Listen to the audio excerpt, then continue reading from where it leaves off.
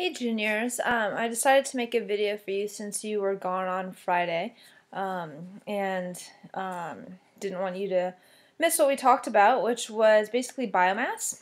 So if you remember the class that I last had with you, we talked about solar energy, the advantages and disadvantages, and from there we're going to go straight into biomass. The order is a little bit different from the book, but I like to follow up with biomass because it is an indirect source of solar energy. Um, and essentially is plants that are used as fuel, so different plant materials, and that can include a lot of different things. There are two major categories of biomass. The first involves those items that are used to heat, for heating homes or buildings in general. So wood, manure, if you can believe it, and charcoal are used to heat homes. These are kind of the three main sources of heat in the biomass category. And then you also have another category of biomass, and that includes the biofuels. So ethanol and biodiesel are the biggest categories of biofuels. And those can be substituted, we'll talk more in detail about those in a few minutes, but they can be either substituted for diesel fuel or added to gasoline. And again, these are indirect sources of solar energy because the original source of energy for all of these was the sun. The plants captured the sun, captured the energy from the sun via photosynthesis. So it's just another form of solar energy. So in terms of the carbon emissions from biomass, there are carbon emissions from biomass. So this question of how is this any better? Why, is this better? And if so, how is it better than things like coal and oil, because those release carbon as well. So as it says here, many people are confused how burning biomass such as wood is better than burning coal. Okay, so this gets back to how these different resources were made and how they formed on Earth. So if you think of the carbon in biomass, such as, let's talk about a tree. Okay, so the carbon in that is sequestered, which is a term that we'll be using a lot more in the next couple of units. Sequestered, which just basically means absorbed from the atmosphere. Okay, so as a tree grows, it is sequestering carbon from the atmosphere to make that, convert it into sugars. Okay, so that is done pretty recently when the tree is cut down and the wood is used to burn. That carbon that is being released into the atmosphere from the burning is simply replacing what was taken in by that tree as it grew. Okay, and it's not a very dense form of carbon when you compare it to oil or coal. So it's returning it to the atmosphere at a relatively similar rate to what the rate of capturing it from the atmosphere was. At least it's slower than the oil and coal, the rate of carbon going into the atmosphere from oil and coal. So most scientists believe that there's no net carbon increase from when you balance out the growth of the tree to the burning of the tree, or if you're talking about other agricultural products or charcoal. Okay, when you compare that to fossil fuel carbon, that carbon was stored in the either coal or oil millions of years ago, and it has been kind of out of circulation for millions of years. And since the creation of coal and oil, we've gone through ice ages, and the atmosphere has basically come back to equilibrium.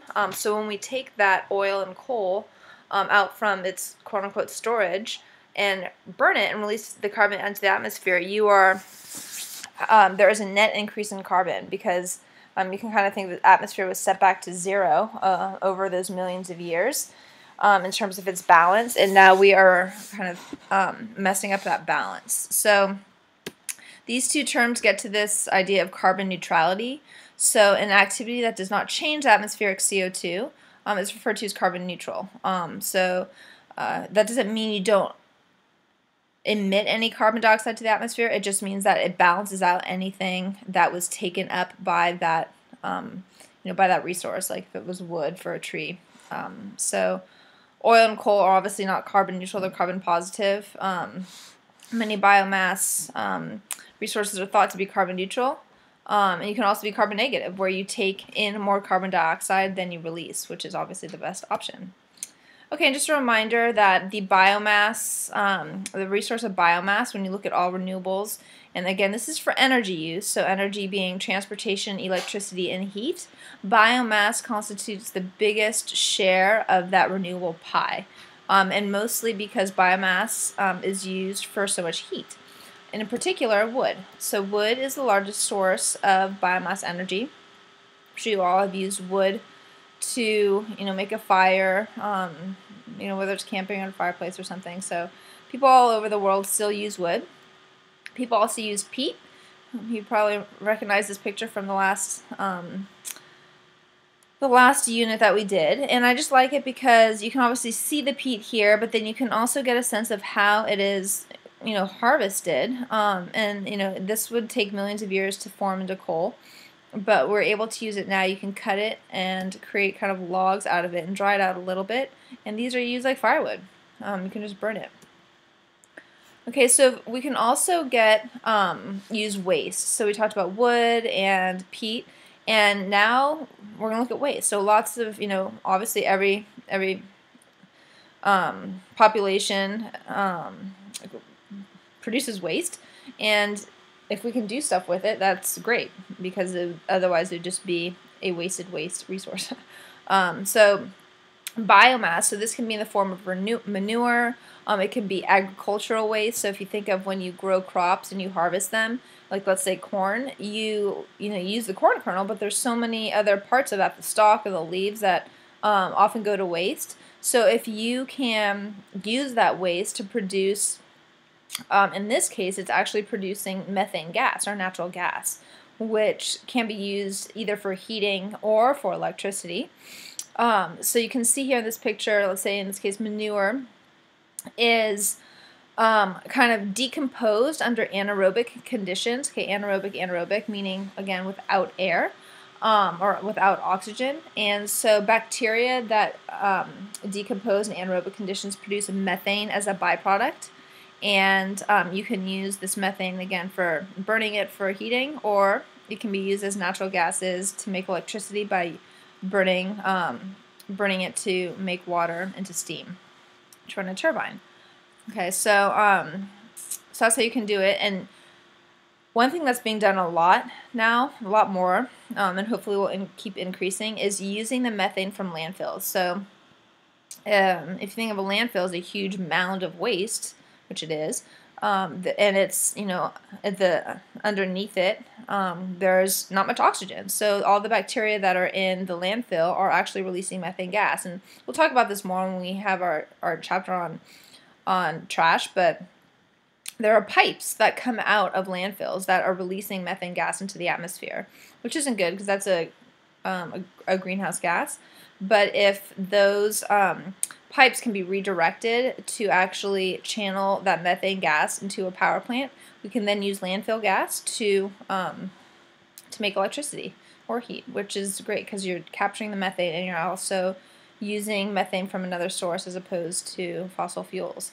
And manure can also be burned directly, as in many countries where they can't afford, they don't have wood. So, and then ethanol. So now we're getting into the biofuels. So these were all used for heating. In this case, you can also use it for electricity. And ethanol, if you've heard of it, it's used in transportation. As you can see, this little cartoon. This is the chemical structure of it, and it is an alcohol that's made from sugar cane or corn. Mostly corn in the United States, mostly sugarcane from Brazil. And it is added to gasoline to reduce the CO2 emissions of gasoline. So next time if you fill your car with gas, you should take a look here and see what the gasoline says. Most cases it will say 10% ethanol, because about 10% of the gasoline that we put into a car is ethanol, and again, it's to reduce the CO2 emissions. Okay, so this is how it starts as a cornfield. So if you remember from our agriculture unit, a lot of grain is used, as you know, to feed animals, but then a lot is also used to for our transportation fuels. Okay, and this is just the production cycle of ethanol. You can see it starts with the plants, the growing of the plants, and then an ethanol production plant, and all the way down. This is showing 85% ethanol, which I'll talk about in a second, but I like this diagram because it shows the carbon dioxide from the car being taken back into the plant. And this is what we're talking about, carbon neutrality. So this suggests carbon neutrality, right? Because the carbon dioxide being released is being absorbed by the plant again. But is this really carbon neutral? It is not. And this is where ethanol gets kind of controversial, because there are excess CO2 emissions coming from the production of the ethanol here in the plant, because that's using energy. And then also, if you remember from the agricultural unit, growing of crops also releases CO2 emissions. Think of the all the equipment that's used to grow it, and all of the fertilizers and pesticides that are used, which are derived from oil. So I'm just not carbon neutral. And so, is this a viable alternative fuel? This is a question that a lot of scientists are asking. And you can see here that the increase in production has gone up quite a lot in the last 10 years. And that is mostly from corn. And there are a lot of scientists that are realizing that we don't need corn necessarily to make ethanol. We can use it from other waste products, which I think is the future of this. And this is just a fun picture. So this is a flex fuel vehicle. And a flex fuel vehicle, I don't know if you can see right here, but that runs on a fuel that is 85% ethanol. That's the 85, and 15% regular gasoline. And it's flex. It's a flexible fuel car because it can also run on regular gasoline. And Arnold Schwarzenegger is advocating for it. And so here's an E85 station right here. You can see they're selling gasoline that is 85% ethanol. And this is showing the rise, the growth of E85 stations in our country over the last 8 or so years. And this just shows how many of them there are over the country. And you can see how the 51 in this part of California, lots in the Midwest. You think, why are there so many in the Midwest? Well, of course, that's where most of the corn is grown. And then lastly, biodiesel. So biodiesel is different from ethanol. It's also biofuel, but you've probably heard of it. Lots of cars can run on it now. But biodiesel is a direct substitute for diesel fuel. So ethanol is an alcohol that is added to gasoline. Biodiesel can be substituted directly for diesel fuel. It is an oil. Okay, it is not an alcohol. It is basically like the waste veggie oil that you can get from restaurants. And a lot of people do this. They have diesel cars. They can go to restaurants, get their kind of used up veggie oil that they're not going to cook with anymore, and put it into their car. It's pretty neat. And they're also finding ways that algae can be used to produce biodiesel. Algae, actually half of algae by weight is oil. So you can grow this in areas that you don't need land to grow algae, and they just kind of use like an oil press. They can press the algae and basically extract oil from it. So the fact that we can get transportation fuel from something like algae, which when they grow, they are of course absorbing CO2. It's much better, obviously, than oil. So we'll see what the future lies. What lies in the future? It's hopefully very promising. Okay, so now to the advantages and disadvantages of biomass energy. So one big advantage is that, again, you can use it for all three of our energy purposes: heat, electricity, and transportation. It is the only renewable source of energy that you can use for all three of these needs. And you can use waste materials. So whether it's the waste agricultural materials or manure, or even compost, there's actually a facility being built in Palo Alto that is going to change all the compost into electricity, which is very cool. So this is really the future of biomass energy, not growing food to make energy, but using waste materials. And there's no net increase in the atmospheric CO2 during the energy use. So again, this is net increase during energy use, but the disadvantage is that in order to make it, you need land and water and energy. So there are CO2 emissions from the production of it. It uses food. Okay, so that's not good. We also discussed in class, I don't have written here, but it's also, the transportation fuel is also a little bit less efficient. So you need to use more of the fuel, like for ethanol. Ethanol gasoline is less efficient, so you need to use more of it. And lastly, the obtaining of biomass can lead to deforestation if you're using wood, desertification, if you remember that, using the land to make too much crops, and soil erosion. So pluses and minuses. I have 7 seconds left, so I'm going to sign out. I'll see you in class. Thanks.